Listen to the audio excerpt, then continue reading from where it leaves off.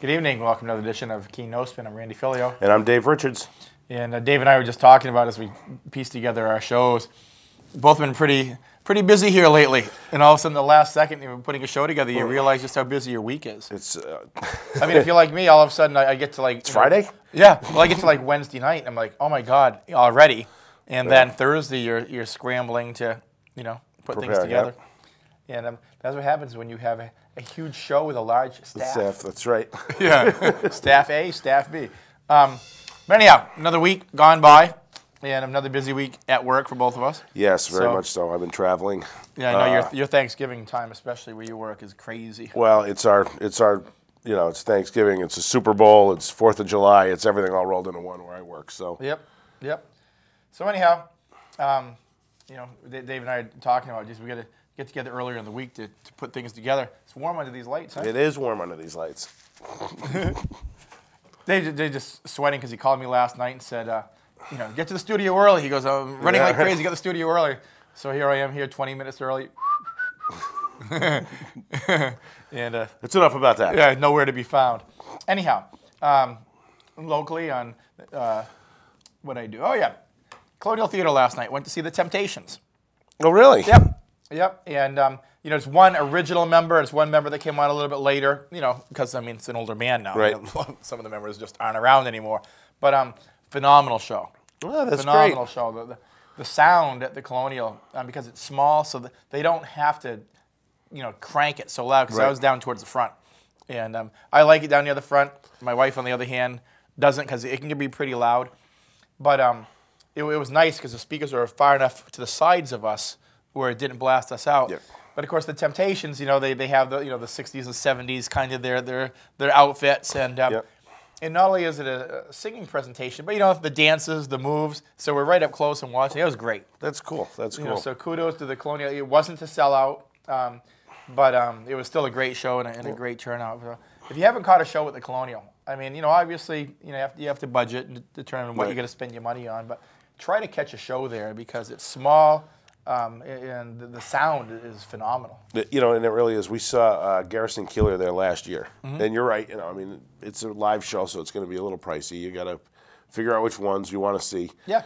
He was terrific. It was awesome. I would only say that if you're a bigger person, don't sit in the balcony. I talked about that actually last night with a friend that went with us. That when they refurbished it, the downstairs was nicely set up, and it's not huge leg room, but there's enough. Yeah. But the balcony, if you got long legs or if you're a big person, you might want to stay downstairs. Yeah, you don't want to be in the balcony. Because that balcony is kind of like it was when built in 1900 whatever it was. Yeah, they are tight and narrow and they're like this. Yeah. So try to avoid the balcony if you're a big person. But anyhow, kudos to the Colonial for bringing in the talent that they're bringing in. It's nice to be able to see a show and not have to drive 2.5 hours home after a show's over. And they bring in, we saw a couple of years ago the Chinese acrobats. Yeah. It's very good shows. Good shows. It's soup to nuts. It's anything you want. I tried to. Bill Cosby was there a few weeks ago, and I jumped on that one a little bit late. It's like, whoops. Yeah, that's going to sell out quick. It did. But anyhow, that was a fun time. Let's see. Today, as we're taping this, and as it's viewing, Christmas tree lighting, so the holiday season starts. Yep. And you survived Black Friday or Plaid Friday and Black Saturday and Purple Sunday or whatever. They got a color for everything. I stay home. It just starts right on Thanksgiving. But I stay home. I stay home and eat leftovers from Thanksgiving. I don't save $5. I'm not going to be out in some crazy crowd. The best time to go Christmas shopping is December 26th. That actually is. So if you have kids and you convince them that Christmas is really the 27th, you can go out the 26th and get everything at half price. Just keep them away from everything else for a couple of days. Yep. Yeah, exactly. Lock them in their rooms. Well, my sister does that. I have one of my Locks sisters. them in their rooms? Okay. No, she goes buys all their Christmas presents. Buys all the Christmas presents the week after Christmas for the next year. She puts them all in a closet and leaves them there for the year. I know everybody jumps out on Black Friday for televisions and things, but one of the things they've shown is the best time to buy is right after Christmas, towards New Year's. Because if anybody has anything left over, they know after January 1st, you're sitting on it till next year for the most part. So that's a good time to go out. Yep. So that's when I buy all my Christmas lights. It's almost time to go Christmas shopping. Just about 4.5 more weeks, and I'll start. So anyhow, and as far as Christmas present to us, most of you know that watch the show that my son's been in Australia for 7 years. Yep.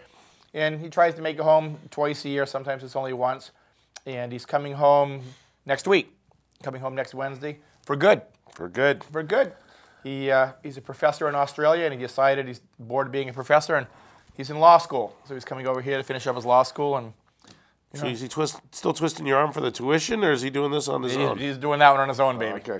You know, we get him through 9 years of college. Right. And now he's on his own. But you know, he became the doctor. Now he's going to be the lawyer, and maybe next will be the Indian chief. Who knows? Who knows? You know? So obviously, you know, being an only child, you know, it's going to be fun having him back. It will be interesting because all of a sudden, you know, you go 7 years, you know, by ourselves, and all of a sudden he'll be back in the spare bedroom for a while until he settles in and gets his own apartment and things. So that'll be interesting. That'll be fun. Yeah. Let's see, what else is going on? Oh, as far as bah humbug non-Christmas presents, 2 big thumbs down to Timken here in town. For yesterday, they laid off 18 people in Keene. Nice job, guys. Yep. Yeah. Couldn't wait another month. Couldn't let people get through the holidays and enjoy themselves. Wow, that's just not You know, right. and I'm not, obviously there's never a good time to lay off. And I understand that companies lay off. But really, you know, the 4 weeks before Christmas, your company couldn't survive stretching it out 4 or 5 more weeks just to allow the people to have a good holiday season.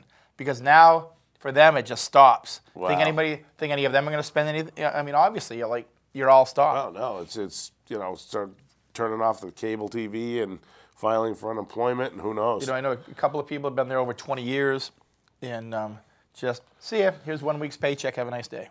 1 week. The individual that I know basically got a week. So Wow. yeah. So nice job. Merry Christmas. You know. That's awful. That's just awful. How many times do you see it? Every year it comes around. And it's like, what, really? One of the CEOs needed to buy a couple more Christmas presents, so you dump 18 people? Well, look at that thing with the Twinkies company there, right? Oh, yeah. They're going under.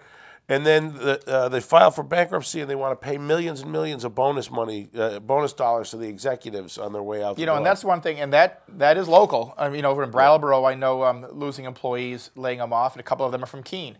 And the whole thing that you saw on the media about this was, you know, the unions dug in, they wouldn't give any ground, and, you know, that really isn't true because basically these unions, month after month after month, have had to give more, give back, give back. They filed bankruptcy a number of times. It wasn't the one deal, and they... it was mismanaged. It was mismanaged, and then the management gave themselves fat for raises, the executives. While filing bankruptcy. While filing bankruptcy. They gave themselves substantial raises and bonuses. Right. As the unions were agreeing to pay cuts and you know, benefit concessions. So it's basically give us benefits and give us pay cuts, and we're going to give them to ourselves. Yeah.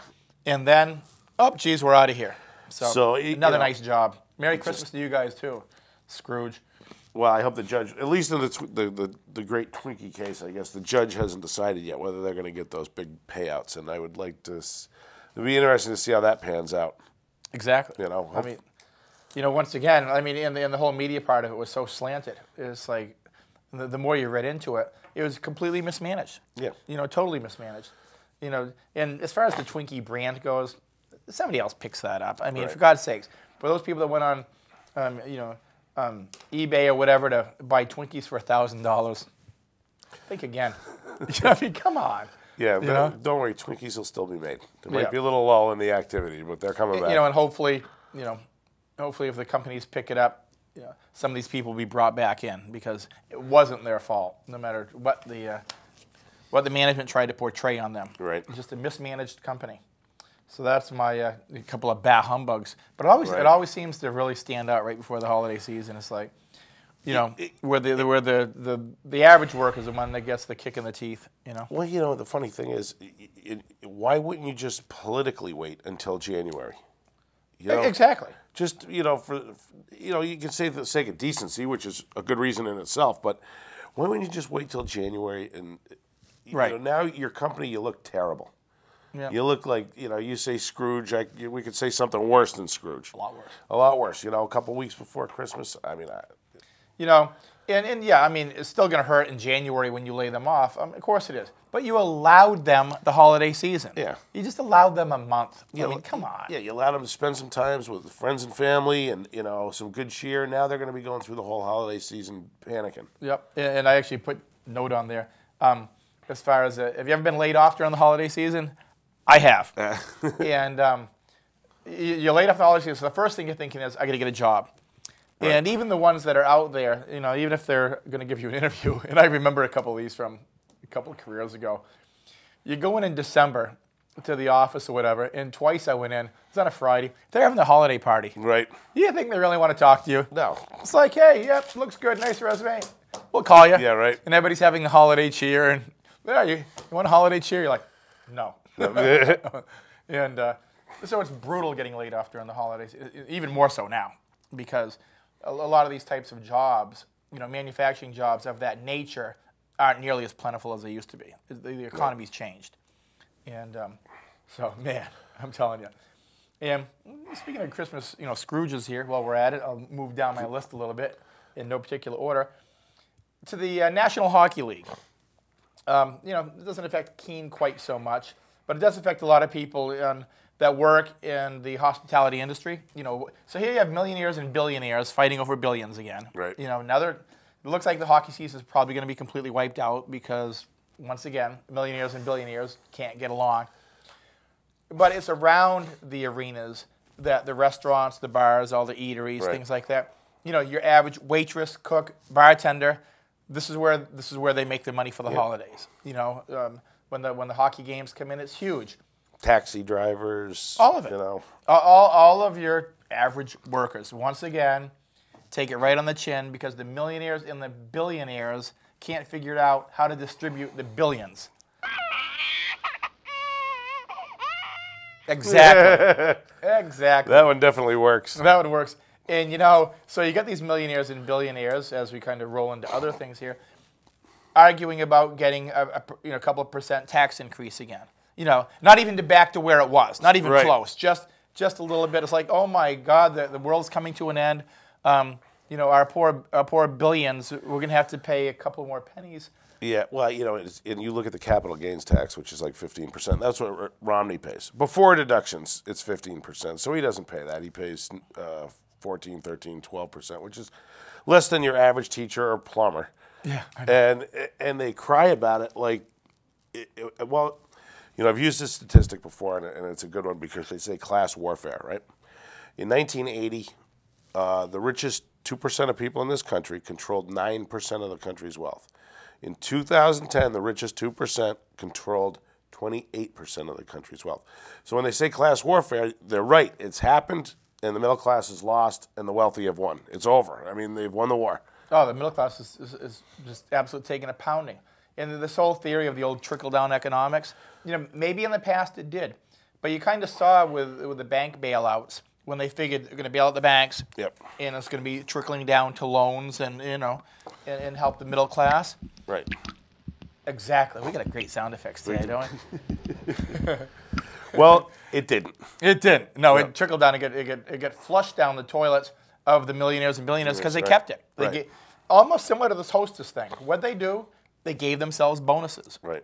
They took care of themselves. They didn't loan it out, and so that whole argument of trickle-down economics, that's gone. That doesn't completely work. Gone. And and it's when you talk to if you ask Bill Gates and you ask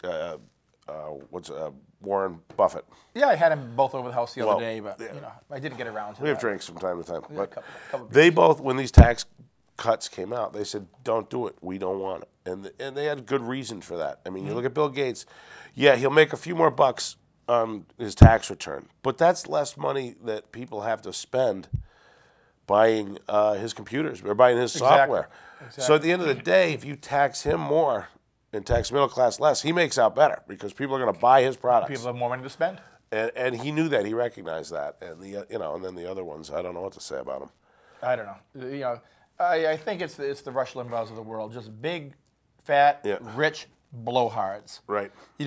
And even somebody like Limbaugh with so much money, he knows it has no effect on him. Right. He makes like $50 million a year. So he paid an extra $1 million. Now he has 49 million.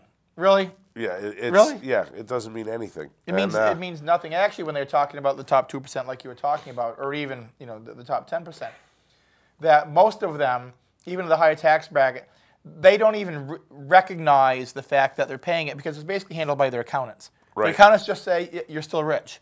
Okay. Right. Yeah. Okay. You're still a millionaire. You're still a billionaire. Okay. Yep. They don't even recognize it. Now, the only argument that I understand is maybe the small business owner, and having been one, that your small business assets are sometimes put onto your personal tax returns. Right. You get around that $250,000 thing. So a small business owner, you realize that isn't that much money as a small business owner. Yeah, I think that needs to be negotiated a little bit. Okay, you take that part of it, to the side. And you could. You do an adjustment there. So, okay, small business owner, that really isn't your $250,000. Right. That was, business assets before, you paid off your debts. So I agree with discussion. Geez, how about that? Democrats that can agree to discuss things. Right. But this whole, Mitch McConnell there in the Senate. No tax increases for anybody. Well, see, Mitch is in trouble. Mitch McConnell's in trouble. He's up for re-election. And he knows it. And, he's afraid a Tea Partier is going to run against him. So he's got to go all the way to that crazy whatever. He didn't learn after guano, right mentality, and that's what he has to do. So, but he, at the end of the day, is kind of meaningless. Because as the minority leader of the Senate, he's not going to get to do anything anyway. We're going to be all over the place in this one, Dave, and that's why I agree with term limits. Because, if all of a sudden, all senators now, they want to be there for life. And why wouldn't they be? Talk about a lucrative job. If you've got a term limit, and then you go in, it's like, well, okay, my term's coming up. Why don't I just do what I can, what's best for the country rather than worrying about the next re-election?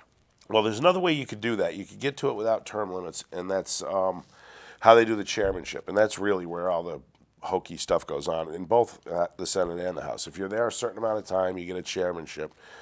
I'll pick on a Democrat. Look at Senator Byrd was there for how many years? And the FBI, lifetime. Right, the FBI headquarters is in West Virginia. We're nowhere near any of the other federal institutions. Well, that's because he got everything built in West Virginia. So what you do is you rotate out the chairmanships.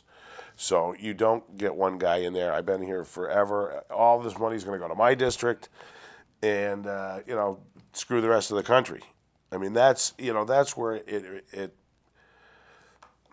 that's where you lose the money. That's where a little state like West Virginia gets paid off more than a state like, say, California with 50 million people in it. Yep. But there's a lot we could do to fix this, how the system works. Well, the first thing they're going to do, obviously, they got to agree to just some kind of compromise. They call it a so-called fiscal cliff. It really isn't, because it just doesn't. Right. All of a sudden, if it doesn't get resolved, in January, it's not like all of a sudden you're doling over an extra $3,000 or whatever, because that'd be accumulated through the year. Right. It'd be kind of, and I think somebody said it's a fiscal curb. Initially it's a fiscal curb. Initially, the problem is if they don't do it now, they might not ever get it done. At least now there's a little bit of a sense of urgency. Well, there's the fire's lit. Yeah. So we hope that I hope they can get it some kind of reasonable agreement. Well, it's the interesting thing about it is that the Republicans, the polling says they're already going to be blamed if we go off the cliff. They're already going to take the blame for it. So they have a lot of incentive to do something. Yep. The president can say, you're going to see it my way, or we'll go over the cliff. We'll dumb on Louise. And see, this is why, once again, I get back to term limits. Even the president, who I voted for and supported, I think, going into the end of that second 2 years of his first term, you're soft pedaling it. You're just not aggressive as you should be. Right. And yes, there's a lot of things going against him. It's political infighting. But he got reelected, and now he has no other term. This is it. He's got 4 years now. It's like, you know what? He's all in. Right. It's like, now we're going to fight tooth and nail because you're not looking at reelection. Right.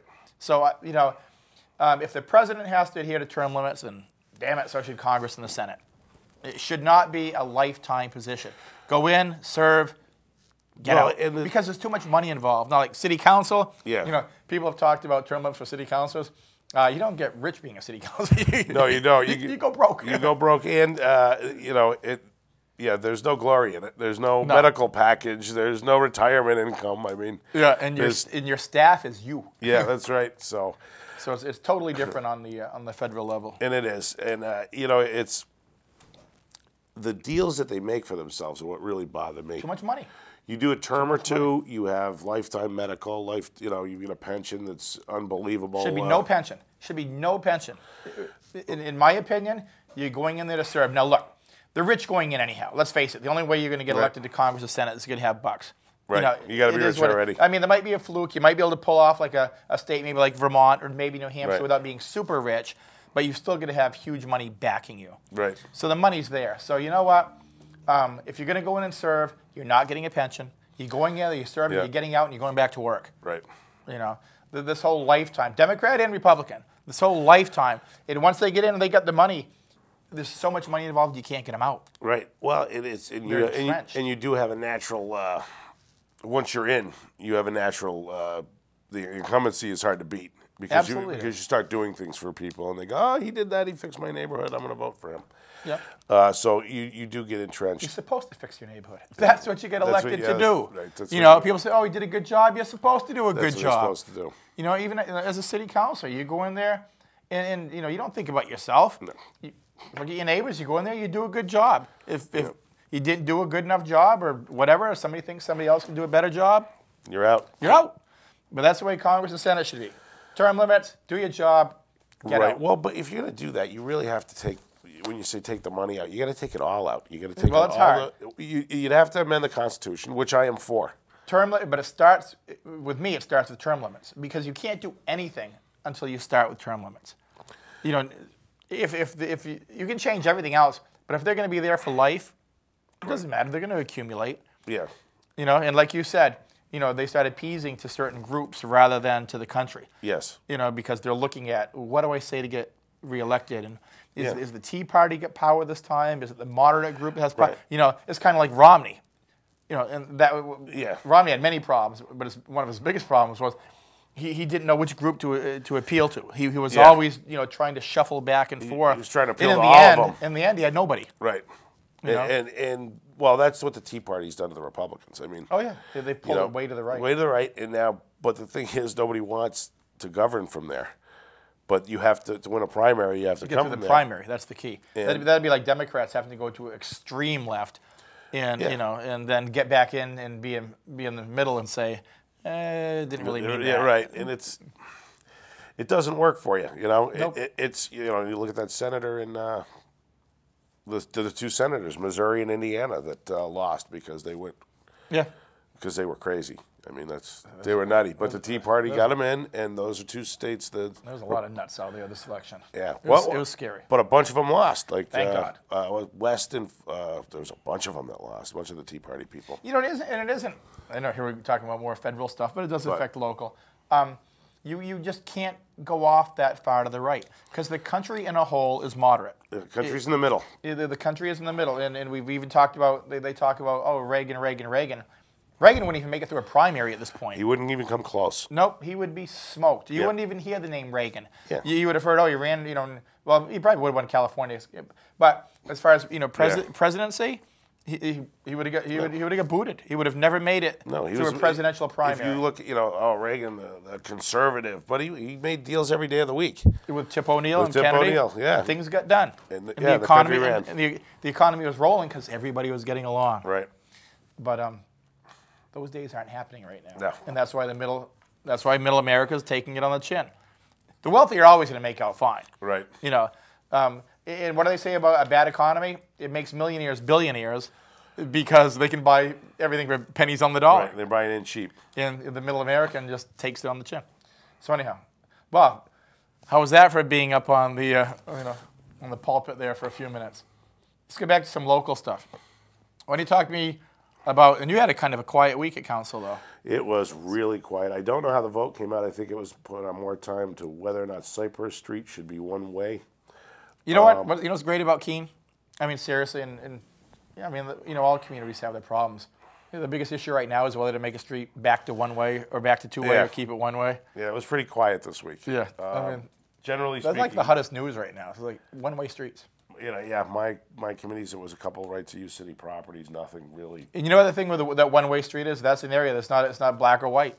That's a completely gray area. Yeah. You talk to one merchant, the pizza place. Right. It's like, yep, makes sense to them. You talk to the other merchants, that makes sense too. Because when you do come by those businesses, if you're looking for a parking space, you don't get it. You have to go up, loop around, and come back again. So it's a small issue to most Keene people, but to the business owners, it's a big issue. Yeah, but well, you can't loop around because if it depends on which way you go. Well, it used to be you could loop around both ways. Well, if you make it one way, though. Well, it is one way now. Coming out. It is one way. Yes. They want to turn it back to two-way. You know, coming out near the pizza place. Yeah. Right okay. there. It's one way. It's one way now coming out, and it used to be two-way. Yeah, I haven't been on it since they changed that. Never mind. Well, I was on foot. You know, I mean, I wasn't. Yeah. You know, Yeah. I don't drive down there too much. Yeah. But then again, there you go. I mean, that's the good thing about Keene is that's one of the harder issues outside of boneheads holding up convenience stores and college kids with knives. But as with most, crimes in Keene of that nature, they're usually in jail within 2 days. Yeah, a day, one day. Yeah, day or two. And the one, and we're all over the place, folks. We know that. Yeah. We didn't piece together a real tough show here today.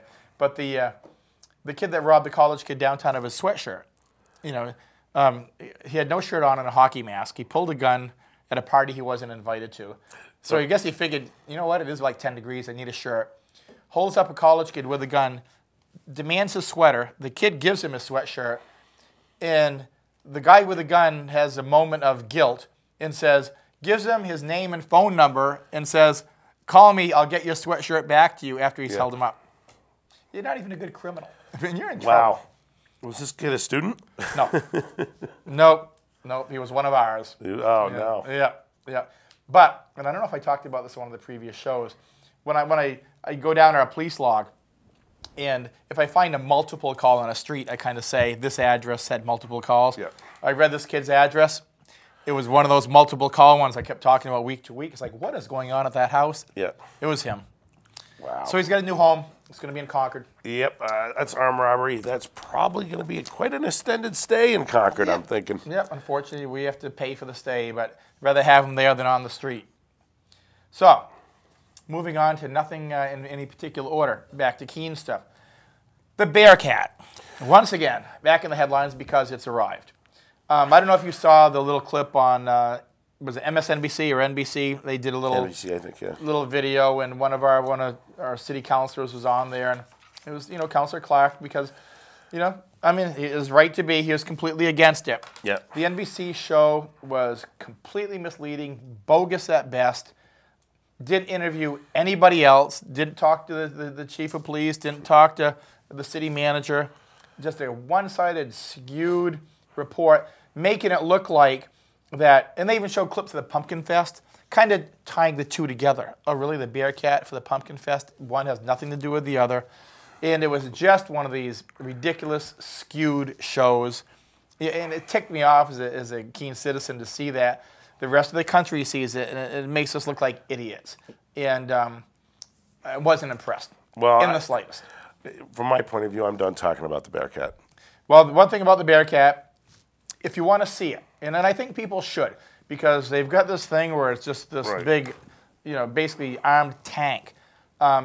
Next Saturday, it's going to be on display at 350 Marlborough Street. The police are inviting people down to look at it. Okay.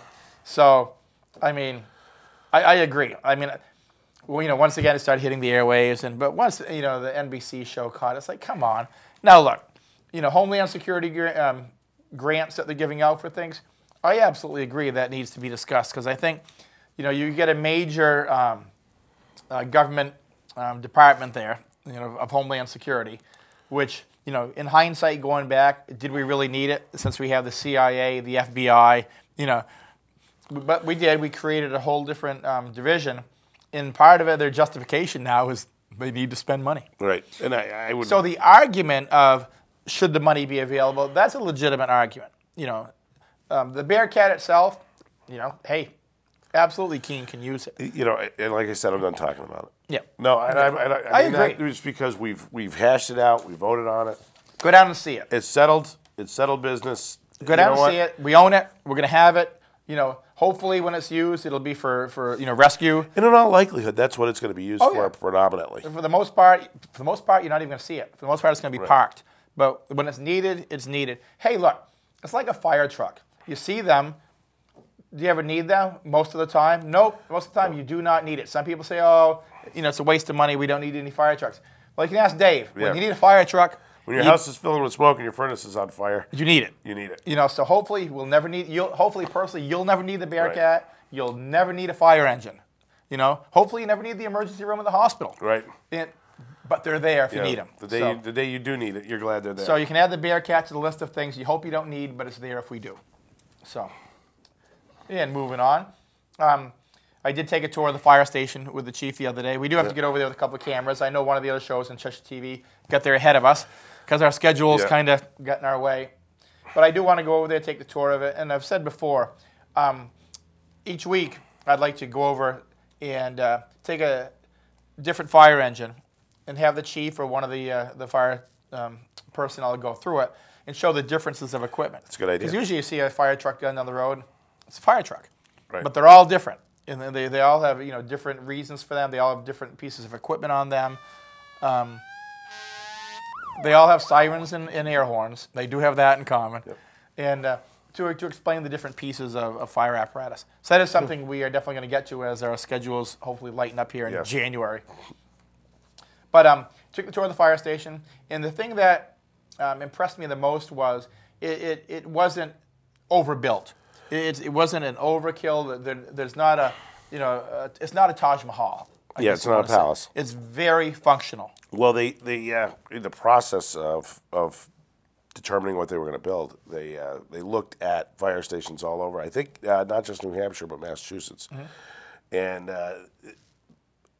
there's a lot of requirements in building them, as you know. With they have to withstand earthquakes and all that, but there are, models they could use. And they picked this model, which saved the city taxpayer a fortune in engineering costs. It was already an established model. They just had to build it. And it's not meant to be a Taj Mahal. It's meant to be functional, and it really is. And but it's brick. It's going to last forever. If we get as much time out of this one as we got out of the last one, we're winners. You get 100 years out of it. So worry about it another 100 years. But it's very functional. The bay where they keep the equipment. Now that's so much more functional than the old station, because the old station had the brick walls between it, and the engine just barely fit between the walls. You walk between like this. The engine would go out, and as we said before, the plaster from the bricks would start coming off. Ceiling would start coming off every time an engine left. But the new station is very impressive.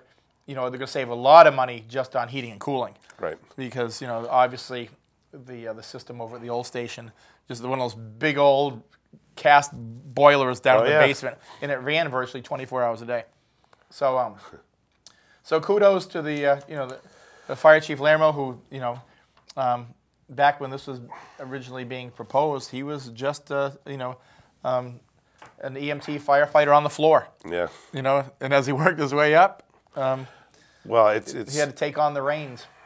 And he did a great job of it. I mean, he steered it through all the right committees correctly, and all the planning, all that work that went into it. He did an awesome job. And the thing about Gary Lermo, the fire chief, is, when he speaks to the council, when he speaks, he just speaks as a person. He does. You're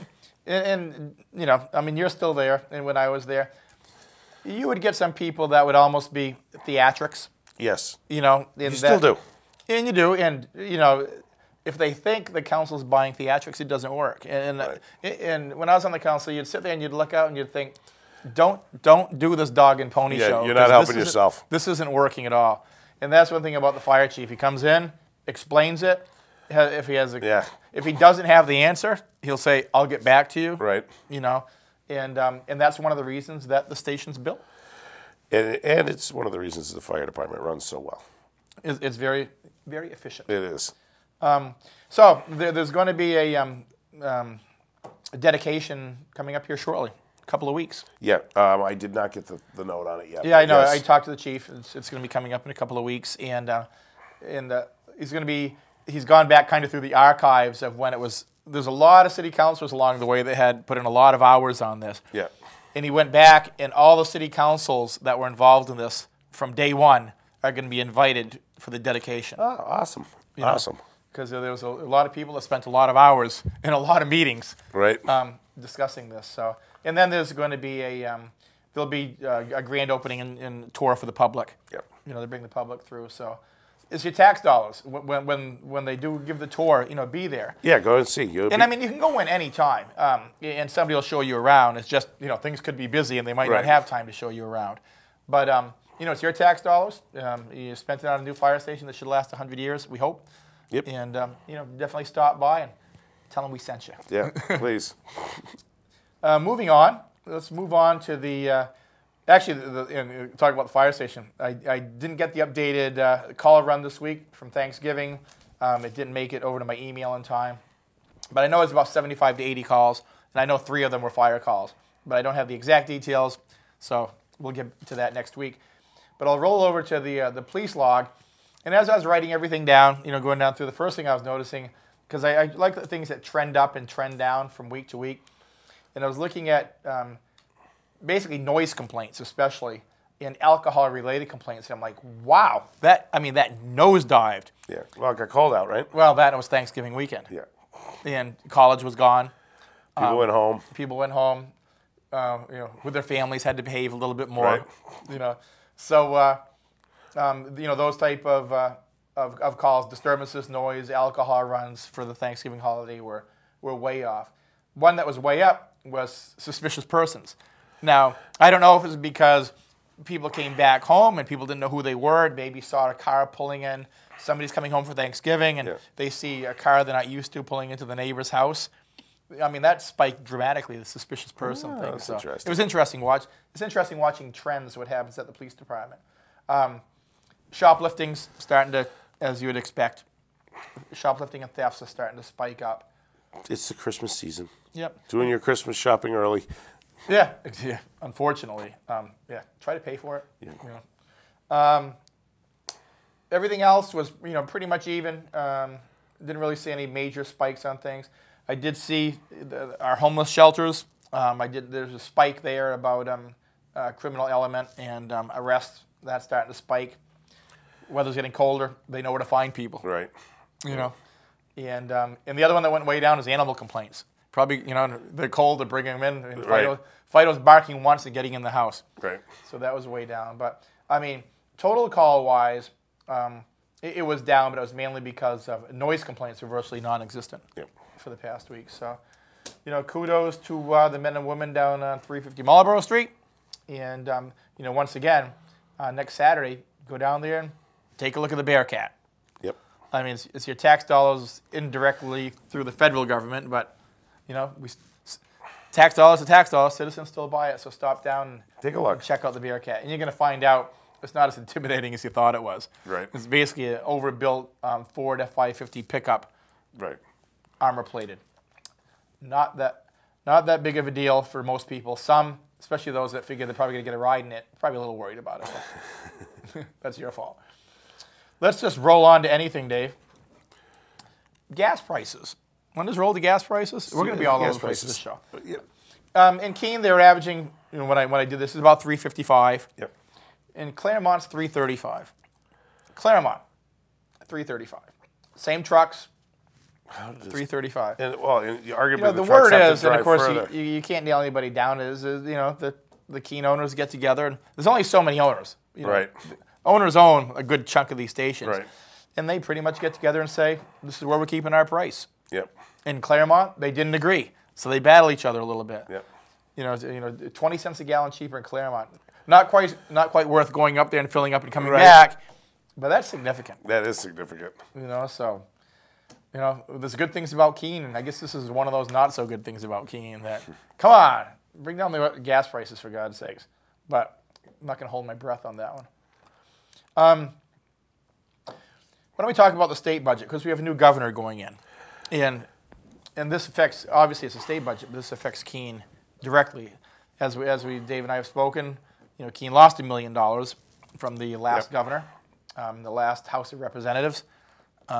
Completely changed up there this time. Right. Well, the Senate's still Republican by 1 vote. Yeah. But hopefully they see in the light too. Yeah, and you'd like to think they have. I mean, Yeah. Everybody, all their friends got wiped out. Yeah, and hopefully there's a few moderate. I mean, the Senate wasn't as bad as the House. No, it wasn't. It wasn't. And the Senate would try to put bills in, and the House would try to squelch them, and it was a mess. But anyhow, talking about the state budget, where do we go? Because obviously there's still spending issues, and our tax revenues are limited because we live off property taxes and fees. And the other taxes. One thing that I've heard tossed around, and they're talking about the Liquor Commission. Yeah, I know all about them. Trust me. Basically, I mean, that has become such a bloated commission. And basically, what are your qualifications to be a liquor commissioner? Be friends with the governor. Be friends with the governor, Has nothing to do with qualifications, with past experience, nothing. It's a $100,000 plus year job with great benefits, and all you got to do is be friends with the governor. Right. And then you've got this whole, which has developed over the past years. They have their own police department who they answer to themselves. Right. And no oversight, which is a scary thing. No, there's no oversight at all. It's completely bloated. You want to save money. First of all, the Liquor Commission, the way it is right now, in my opinion, is completely eliminated. I mean, completely. Why wouldn't you just roll it into the state police? Roll that part of it. Basically, the way it used to be, the way the commission used to be, I mean, yeah, you have to have a business commissioner, okay, because we're in the business of selling alcohol. Right. But my opinion is privatize it. I mean, you sell beer and wine in the stores. You know what? Privatize it where you can sell the hard liquor in the stores. You still have to check the ID, okay? Right. And yes, I realize there's some state employees that'll have to find other work. Maybe they find it within the privatized grocery store. Get out of the business, okay?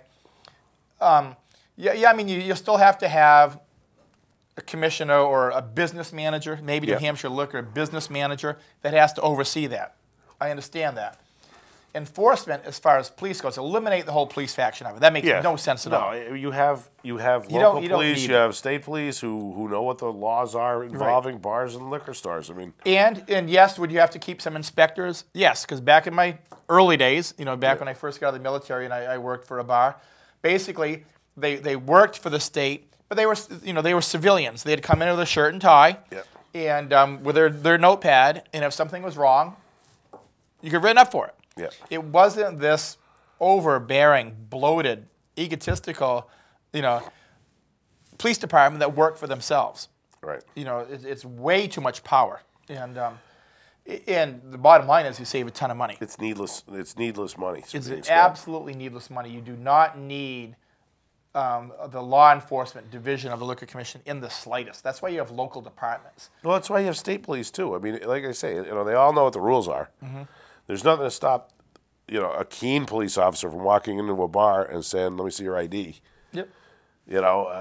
So it's just another layer of government we don't need. It's a complete waste of money, and the state's always looking like, how do we save money? Well, instead of cutting local towns and cities out of the rooms and meals tax, how about looking in your own backyard and saying, look at this, it's bloated. Why is this still there? Politics. Yeah. Politics. The 3 liquor commissioners are appointed by the governor as, hey, you helped me get elected. And if you don't believe me, go back and take a look. We wound up having we had one out of Keene, a liquor commissioner, who was Pat Russell, who was a former mayor. Pat had owned a business, and Pat was one of those that, and in all fairness to Pat, she did a good job. Yep. But once again, a lot of them get there because they're just political cronies. Sure. It has nothing to do with experience. So, want to save money? There's one, Well, and raise the tax back on the cigarettes because it accomplished nothing. Oh, it accomplished something. It lost us how much? $750,000 a year, I think. So it was millions in revenue. Yeah, millions in revenue. And Dave and I, the day they said they were going to do that, we looked at each other and it's like, they're nuts. Yeah. The Republican House, reduced the tax on cigarettes 10 cents, figuring, oh my God, everybody's going to come all around the nation and buy cigarettes in New Hampshire. Guess what? It didn't work. Didn't work. And the reason it didn't work was if you are going to come here and buy cigarettes or alcohol, you're going to do it. 10 cents isn't going to make you start coming. Another reason the 10 cents didn't work, when the tobacco manufacturers found out we were cutting 10 cents, they added 10 cents. Yeah. I mean, it's just and put the revenue department back to where it's supposed to be. Absolutely. Absolutely. Yeah. Our friend Chuck Redfern, I don't know if he'd want to take it back. Call Chuck, hire him back. Yeah, I mean, they cut the department that finds tax cheats. Yep, bring them back. Everybody who worked in that department brought in millions of dollars for the state. And they let them go to save a couple $100,000 overall. Yeah. Duh. Once again, we have a new governor and a new state legislator up there. Fix it. Yeah. It is broke. It does need fixing. Thank God that O'Brien, I mean, he's still there, but they'll just stuff him in a corner office somewhere, maybe in a... He'll be down in the furnace room. Yeah, exactly. With a... Exactly. Exactly. Man, I tell you, thank God. So anyhow, talking about revenues, we've talked about a little bit in the past. The state legislature, the governor need to get together. I know they have home rule issues, which means basically cities and towns can't do a damn thing when it comes to tax revenue. Right. They need to sit down and look at when a community, such as Keene or any other community, does something like the Pumpkin Fest, okay? Right. Whatever additional revenue is above the average on rooms and meals tax stays in that locality. You did the effort. You're the ones that did put the blood, sweat, and tears into it. Right. Yes, you pay your average, or even maybe a 10% bump or whatever. Figure it out. But most of that additional revenue should stay right in the communities and towns that made the effort to do that. Yeah, absolutely. The state should capitalize on that, and then they were capitalizing on it because the Pumpkin Fest is going on, for a long time, and every year they take that additional revenue, and what do we get for it? They cut us $1 million. They cut it, yeah. So that's just another idea for the governor and the legislature to get together on and come up with some kind of plan. Maybe it's not 100%. Maybe say, okay, you just capture 50% of it, whatever. Right. But something that's just a little more reasonable to the local absolutely. communities. Toss the communities a bone here and say, hey, we appreciate your extra effort. Because there's some communities out there, let's face it, they do nothing. Yeah. They complain, but they do nothing. They don't add to the tax base. They don't develop tax increment financing districts like Keene does to capture revenue to start growth. They just complain to the state that we're broke. Do something about it. Right. And something like this, if you allowed communities to capture 50, 60, 70% of whatever the extra revenue, you'd see other communities say, you know what, let's try something. Yeah, let's have some kind of festival. Because right now, unless you're like Keene and you get people that are just dedicated for making the effort, most communities just don't even want to get involved in doing it. I mean, Nashua did a pumpkin festival one year, and they said, that was too much work. Yeah. So Governor, legislators, if you're listening, toss it out there. Captured revenue for special events to local communities. Okay. With that said, what do we got? About 10 minutes left, Dave, to just keep babbling here? Yep. All right. I do want to send out a congratulations to everybody involved with Keene High football program and Monadnock Regional High School football program. Took up a lot of my Friday nights. Exactly. My studio audience is applauding. Monadnock, kudos. They won their division crown. Yep. And Keene High, kudos for a great season. Came within one bad call against them for getting into the championship game. What happened? But half a second left. Receiver on the other team catches the ball at the 1 foot line, and everybody that you talked to said his feet landed out of bounds. But there's no instant replay. Right. And the officials basically saw the catch, but didn't see where the foot came down, and game should have been over. Half a second left, they scored a touchdown and beat Keene. That close. And we talk about a game of inches, but nonetheless, that doesn't take anything back from Keene. There was 3 teams in the division that were extremely equally talented. The team Winnacunnet that won the division, the only game they lost this year, to Keene, and Keene pounded them. So. But anyhow, that's the way it goes in high school sports. There is no instant replay. There is no cameras above. But kudos to both teams.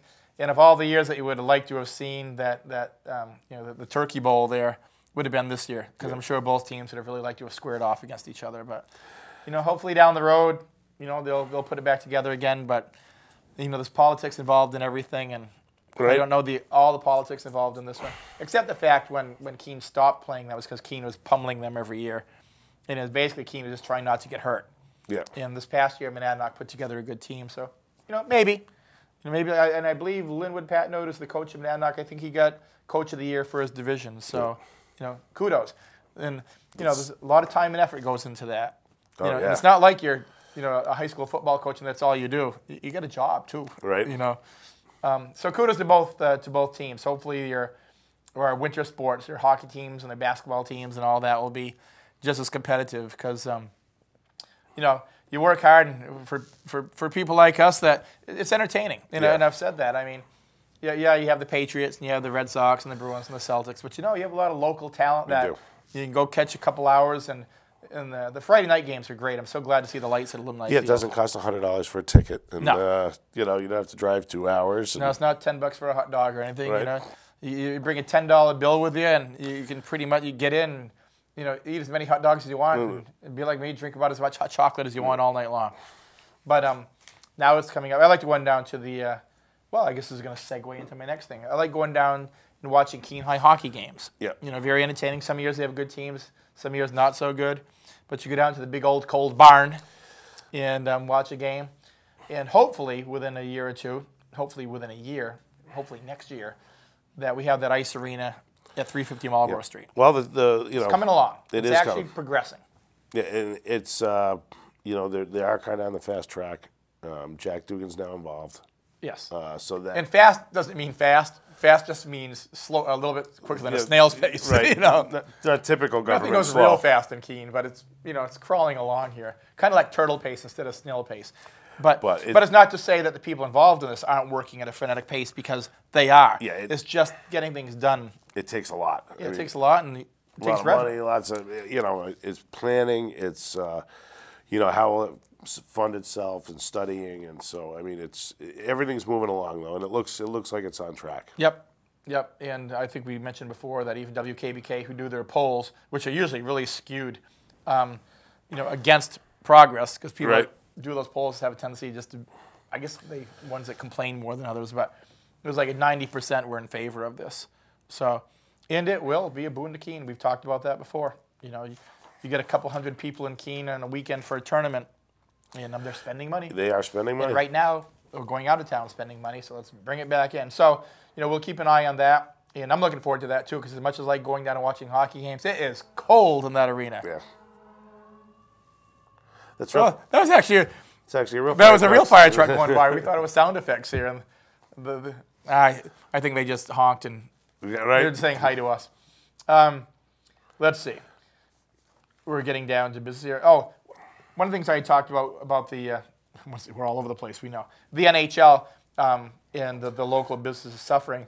The only ones that have made a benefit from this at all was the minor league hockey teams, like the one up in Manchester, New Hampshire. Sure, right. Because people are watching more minor league hockey now, so they're thrilled. Right. So I guess there's a little bit of a benefit to that they're selling more tickets up in Manchester. And once again, you compare ice arenas. When Manchester built the Verizon Center, I don't know if you remember that, but there was a group up there like Keene gets saying, no, this is a waste of taxpayers' money because there was some city tax dollars involved, and it'll never amount to anything. Right. That Verizon Center, that is the #1 boom to the city of Manchester. Oh yeah. That and their minor league baseball park, but mainly the arena, because in the wintertime, there was nothing there, okay? That was a parking lot before. Yeah. Now it's an arena that has concerts, hockey, basketball, shows, everything. Right. And what built up all around that, all the restaurants and eateries and then the shops. Sure. Now you compare Keene, different venue, smaller, build an ice arena, same thing. All those people come in, you spend money. Right. So for those that say that arenas and things don't work, look at Manchester. Yes, larger venue, a little bit different. It's not apples to apples, but if you build it, they will come. Well, and it's I can understand a little bit of in the bigger cities because generally stadiums don't make the neighborhoods nicer. I mean, football stadiums don't. No. But in a little bit of traffic. Well, it's traffic and property values and everything else. But the smaller stadiums do, and you can see that anywhere. Parking. All of it. Yeah, when it's more of a community thing rather than a national thing. Mm-hmm. The big parks are different. The smaller ones really they do enhance communities. Oh, absolutely. They absolutely do. I mean, yeah, if you're talking about the huge football stadiums and things like that, that's why most of them build on the outskirts of the city, because you're dropping in 75,000, 80,000 people creates a little bit of traffic. Right. But the Manchester one, I remember when they built the Verizon Center, they agreed not to build a city-owned parking deck right beside it because so many of the business owners said they wanted to use their lots for parking. Yeah.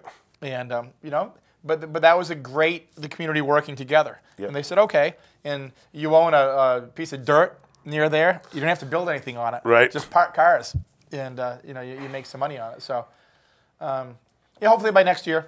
Hopefully by next year, you know, the arena's going. Yep. And this is one of these things that when we do it, you just know it's going to take off. Yep. This is going to be huge for Keene. Yeah, I don't think there's any question the need is there. Absolutely. You know, it's right off the bike path. This will be one of those things when Keene finally does it, people are going to say, why didn't we do this so much earlier?